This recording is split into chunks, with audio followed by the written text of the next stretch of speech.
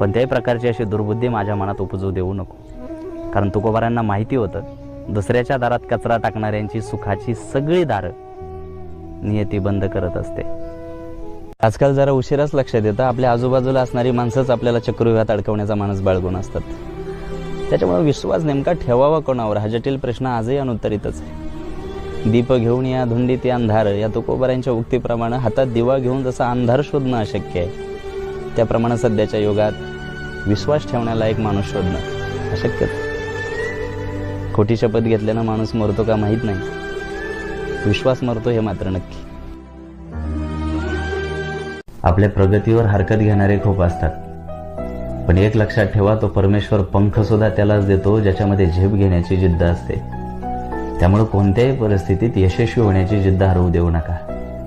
हा भारत देश आहे, इथं फक्त उगवत्या सूर्याला नमस्कार आहे.